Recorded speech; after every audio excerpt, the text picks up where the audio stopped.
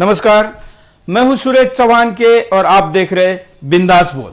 बिंदास बोल में हम आपके सामने वही विषय लेकर आते हैं जिस पर आपको कुछ दिल खोल के बोलना होता है। आज हम ऐसा ही लेकर विषय आए हैं आपके सामने जिसमें हम आपको सवाल पूछ रहे हैं कि क्या अबू आजमी पर देशद्रोह का मुकदमा चलना चाहिए। और आज इस कार्यक्रम को अभी हम शुरू करेंगे। पहले चलते हैं वंदना के पास और एसएमएस की जानकारी लेते हैं। वंदना। नमस्कार सुरेश जी, आज का हमारा एसएमएस का सवाल है, क्या अबू आजमी पर देशद्रोह का मुकदमा चलना चाहिए? और इस पोल की शुरुआत करते हैं 00 से। जी वंदना, 00 से एसएमएस अब शुरू हुआ है और आप इस क्षण के बाद कार्यक्रम के अंतिम तक आपके एसएमएस द्वारा आपकी और देश की राय क्या है ये हम देश को, हमारे दर्शकों को बताएंगे। कुछ साल पहले से जो देश के आगे के देखने वाले लोग हैं, दूर तक देखने वाले लोग हैं, ऐसे कुछ कड़वे राष्ट्रवादी लोगों के लेख जब पढ़ते थे, भाषण जब सुनते थे तो लगता था इतना गंभीर मामला नहीं है।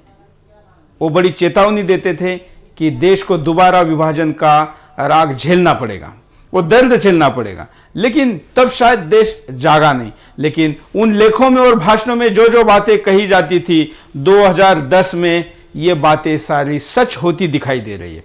और दुख की बात यह है कि साजिश के खिलाफ उस राज्य की सरकार कुछ नहीं कर रही।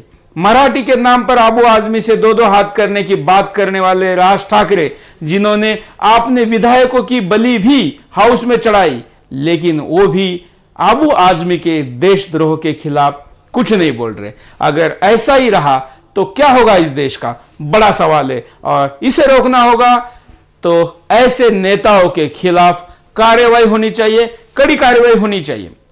आइए सबसे पहले देखते हैं कौन है अबू आजमी, डालते एक नजर। अबू आजमी और विवाद का चोली दामन का साथ रहा है। दरअसल आजमी अगर विवादों से घिरे रहे हैं तो इसमें कोई नई बात नहीं है, क्योंकि अबू आजमी उत्तर प्रदेश के एक ऐसे जिले से ताल्लुक रखते हैं जिसे आतंकी नर्सरी कहा जाता है। जी हां, हम बात कर रहे हैं आजमगढ़ की, जहां भारत में हो रहे आतंकी हमलों के तार जुड़ते रहे हैं। अबू आजमी 8 अगस्त 1955 को नियाज अहमद आजमी के घर आजमगढ़ में जन्मे। उनका शुरुआती करियर समाजवादी पार्टी से शुरू हुआ। आजमी समाजवादी पार्टी के महाराष्ट्र अध्यक्ष बनने से लेकर 2002-2008 तक राज्यसभा के सदस्य भी रहे। वर्तमान में अबू आजमी मुंबई के शिवाजी नगर से समाजवादी पार्टी के विधायक हैं। मुंबई ने इन्हें 10 करोड़ से 126 करोड़ रुपए तक का मालिक भी बनाया। पैसे ने इतना जोर मारा कि बॉलीवुड की मशहूर अभिनेत्री आयशा टाकिया ने इनके बेटे और मुंबई के मशहूर रेस्टोरेंट के मालिक फरहान आजमी से शादी कर ली। अबू आजमी पर मुकदमे तो पहले भी कई चले, लेकिन उन्हें हिंदी में शपथ लेने के लिए महाराष्ट्र नवनिर्माण सेना के विधायकों ने थप्पड़ रसीद कर दिया था। इसके बाद हिंदी के रखवाले के तौर पर उभरे आजमी की जल्द ही पोल भी खुल गई। हिंदी से प्यार करने वाले आजमी पर हिंदुस्तान को नुकसान पहुंचाने वाले दहशतगर्दों की मदद करने का भी आरोप लगा। इसके बाद आजमी अपने पद की गरिमा और जिम्मेदारियों को ताक पर रखते हुए ओएनजीसी को उड़ाने की साजिश के आरोप में गिरफ्तार किए गए अब्दुल लतीफ के परिवार वालों से भी मिले। आजमी की इन हरकतों ने राजनीति को भी शर्मसार कर दिया है। सवाल यह है कि आखिर सियासत के फेर में देश की सुरक्षा से समझौता करना कितना जायज है। Bureau report, Sudarshan news. तो ये अबू आजमी है। अबू आजमी के बारे में और भी आपके सामने अब बहुत जानकारी देंगे, इनके कारनामे दिखाएंगे, इनके विवाद भी दिखाएंगे। लेकिन कॉलर लाइन पर आए, उनसे बात करते। बोलिए, आपका नाम बताइए। हाँ जी, नमस्कार जी, मोदी नगर से इंद्रपाल सिंह बोल रहे हैं। बोलिए सर, ऐसा है कि गलती तो इनकी नहीं है। गलती जो मतलब हर ब्रांच से लेकर दिल्ली तक की है।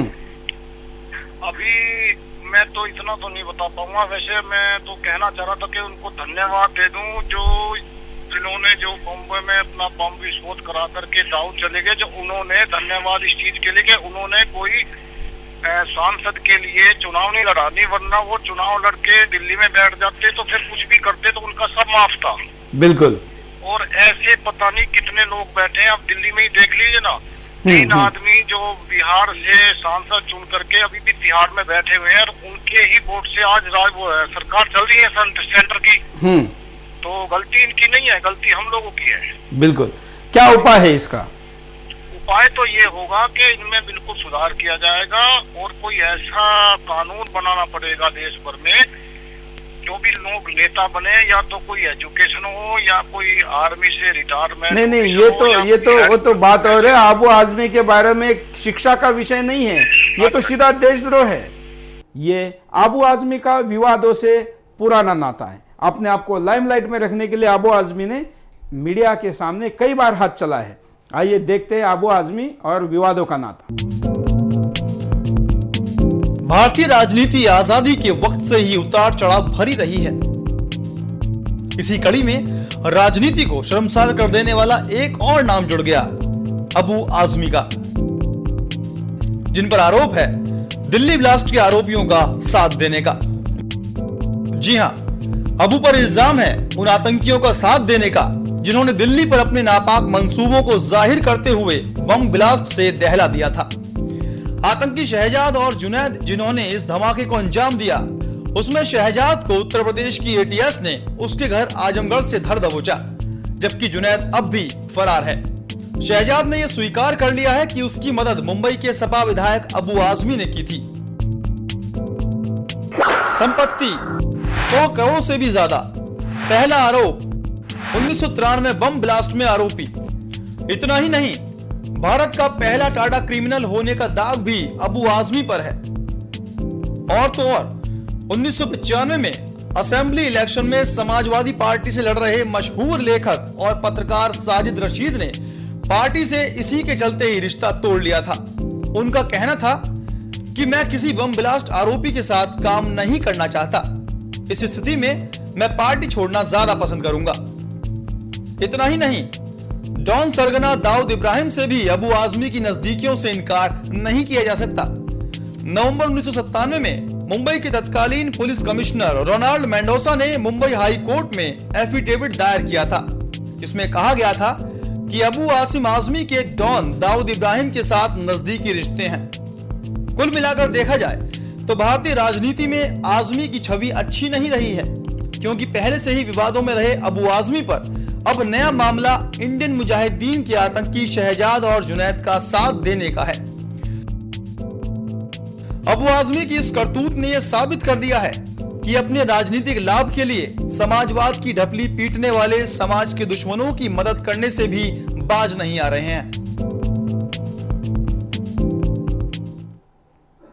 एक एसएमएस स्क्रीन पर आया है। एसएमएस में शोभा पाटिल पुणे से लिखती है, मैं समाजवादी पार्टी की कार्यकर्ता थी, लेकिन आजमी के समाजवादी पार्टी में आने से मैंने पार्टी छोड़ दी। क्या मुलायम सिंह का आजमी को समर्थन है या अब आजमी को दूर करने से मुसलमान नाराज होने का डर? शोभा पाटिल पुणे से एसएमएस करती है। अब हम आपको ब्रेक पर जाने के पहले दिखाते हैं कि एसएमएस की स्थिति क्या है, फिर लेते एक ब्रेक। एसएमएस की स्थिति के लिए चलते हैं, एसएमएस की स्थिति जानते हैं। जी सुरेश जी, प्रोग्राम की शुरुआत हो चुकी है और जैसा कि आप देख सकते हैं कि इस समय 43% जनता का मानना है कि अबू आजमी जैसे देशद्रोही को सजा मिलनी ही चाहिए।